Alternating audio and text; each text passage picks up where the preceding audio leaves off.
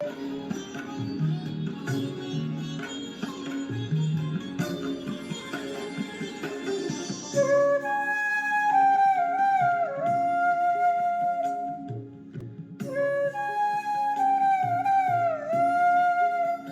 यात्रा कर रहे हैं, वो नारा क्या लगा रहे हैं? नारा लगा रहे हैं जात पात की करो विदाई और हिंदू हिंदू भाई भाई। तो जात पात की बिटाई करो, माने जात पात से बट रहे हैं। यही तो अब वो कह रहे हैं कि जात पात की करो विदाई और हिंदू हिंदू भाई भाई। अब हिंदू में तो जात ही होती है, हिंदू की पहचान क्या है? जैसे ही कहेगा कि आप कौन हो, आप कहेंगे हिंदू। अच्छा कौन बिरादर हो, ब्राह्मण हो कि क्षत्रिय हो? यहीं से तो अपनी बातचीत शुरू होती है। जब आप कहेंगे हिंदू है, आप कहेंगे कि कौन से हिंदू, माने ब्राह्मण हो कि क्षत्रिय हो, तो आप कहोगे नहीं हम तो हिंदू हैं। आपके ऊपर कोई भरोसा करेगा? बताओ।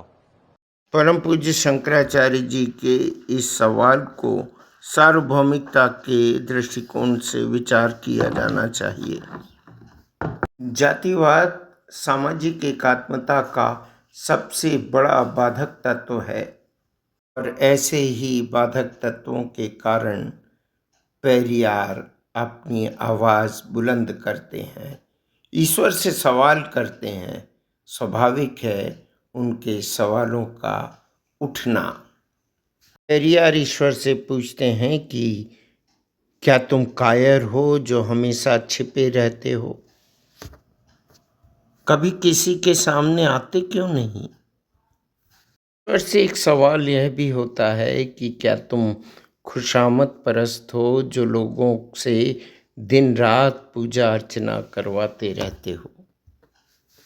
पेरियार यह भी पूछते हैं ईश्वर से कि क्या तुम हमेशा भूखे रहते हो जो लोगों से मिठाई दूध घी आदि लेते रहते हो?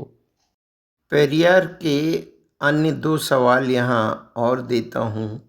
क्या तुम मांसाहारी हो जो लोगों से निर्बल पशुओं की बलि मांगते हो?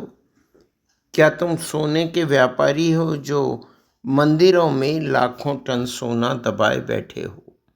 आदि गुरु शंकराचार्य के समक्ष अगर यह प्रश्न रखा जाता तो निश्चित तौर पर वे ऐसे 15 प्रश्न जो पेरियार ने सामने रखे हैं कदापि उपस्थित नहीं होने देते, क्योंकि वे अद्वैत को प्रतिपादित कर चुके थे।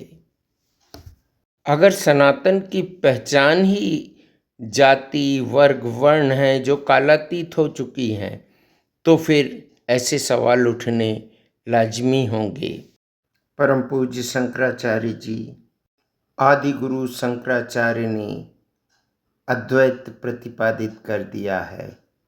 फिर शुद्ध अद्वैत द्वैताद्वैत की परिकल्पनाएं भी हमारे साथ हैं। इसके अतिरिक्त भारतीय दर्शन विश्व बंधुत्व की अवधारणा को प्रबल करता है।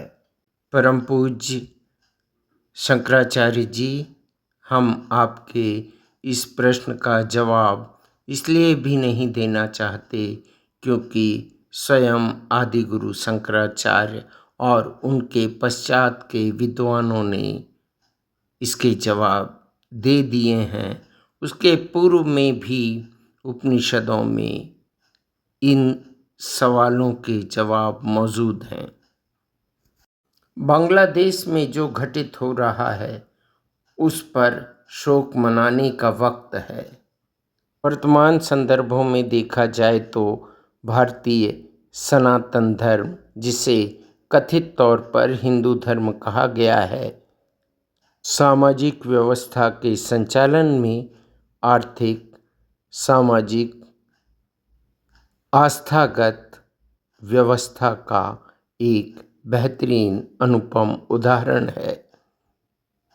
जब सनातन का आधार लोक कल्याण है तो हम जाति के आधार पर किसी को नीचा किसी को ऊंचा दर्जा किस आधार पर प्रदान कर रहे हैं? एंशेंट हिस्ट्री पर अगर गौर किया जाए तो हम पाते हैं कि एक या दो शासक या राजवंशी ब्राह्मण वर्ग के रहे होंगे।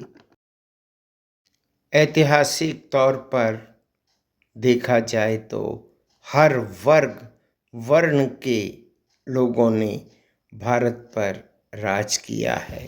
वर्तमान में वैश्विक संदर्भों में देखा जाए तो गैर बराबरी का स्तर चरम पर है। अगर यह कहा जाता है कि सनातनी एकात्मता को बना के रखें, अव्वल तो यह कहा नहीं गया है, और अगर ऐसा माना जाता है कि कहा गया है तो एकात्मता में क्या बुराई है। यहूदियों, यजीदियों और सनातनियों के विरुद्ध विश्वव्यापी वातावरण किस तरह तैयार हो रहा है, आप समाचारों के जरिए जान ही रहे होंगे। वर्तमान परिप्रेक्ष्य में देखा जाए तो हमें मानवता की रक्षा करने के प्रश्न पर चिंतित होना चाहिए, चाहे वह मामला यजीदियों पर अत्याचार का हो अथवा गैस चैम्बर में मारे गए यहूदियों का हो या बांग्लादेश में वर्तमान में हो रहे नरसंहार का हो। हमें मानवता की रक्षा के लिए झंडाबरदारी भी करनी चाहिए और अपनी आवाज़ भी तेज़ करनी होगी। अगर भारत इस वक्त मुखर नहीं हुआ तो पोल पॉट का पुनर्जन्म हो जाएगा, ईदी अमीन भी फिर से जीवित हो जाएगा। सनातन का लक्ष्य है विश्व शांति, सर्वत्र शांति। शांति का मार्ग एकात्मता के रास्ते से होकर जाता है। अगर एकात्मता नहीं है तो शांति, सद्भावना और विश्व बंधुत्व की कल्पना नहीं की जा सकती। केवल पूजा प्रणाली धर्म नहीं है, सामाजिक व्यवस्था, करुणा, मैत्री, समभाव और एकात्मता भारतीय सनातन का मूल तत्व है।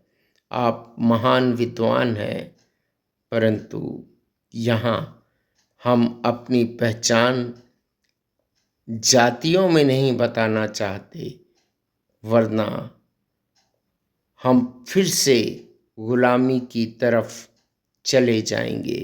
पूज्यवर, आपको शत शत नमन करता हूँ, प्रणाम करता हूँ।